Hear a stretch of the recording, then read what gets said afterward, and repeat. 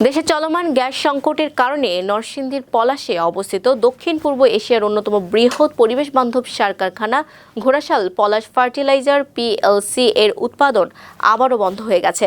সরকারি নির্দেশনার পর সম্প্রতি গত কয়েকদিন থেকে কারখানাটির সার উৎপাদন কার্যক্রম স্থগিত করা হয়েছে। ফলে প্রতিদিন প্রায় ২,৮৪০ মেট্রিক টন সার উৎপাদন ব্যাহত হচ্ছে। নরসিংদী থেকে নূরনবী সানির তথ্য ও ভিডিও চিত্রে ডেস্ক রিপোর্ট।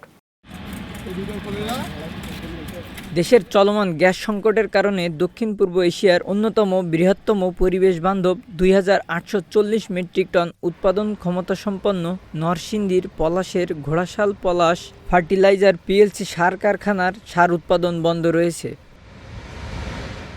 কারখানার মহাব্যবস্থাপক প্রশাসক মোহাম্মদ ফখরুল আলম জানান, বুধবার ৪ মার্চ বিকাল থেকে সরকারি নির্দেশনার পরিপ্রেক্ষিতে সার উৎপাদন বন্ধ করা হয়। পুরো শতভাগ উৎপাদনে চলমান ছিল এই সার কারখানাটি। উৎপাদন বন্ধ থাকায় প্রতিদিন ২৮,০০০ মেট্রিক টন সার উৎপাদন ব্যাহত হচ্ছে। এই সার কারখানায় সার উৎপাদন সম্পূর্ণভাবে গ্যাস নির্ভর একটি প্রক্রিয়া। সূত্রে আরও জানা যায়, সার কারখানাটি গ্যাস সংকটে বন্ধ হওয়ার পর কারখানার গুদামে ৫,২৫,০০০ মেট্রিক টন সার মজুদ রয়েছে।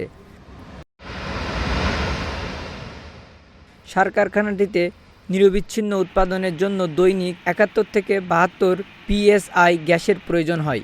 তাছাড়া ৫২ থেকে ৫৩ পিএসআই গ্যাস পাওয়া গেলেও উৎপাদন চালিয়ে রাখা সম্ভব। কবে নাগাদ গ্যাস পাওয়া যাবে এ বিষয়ে কিছু বলা যাচ্ছে না বলে জানান কারখানার প্রশাসনিক কর্মকর্তা।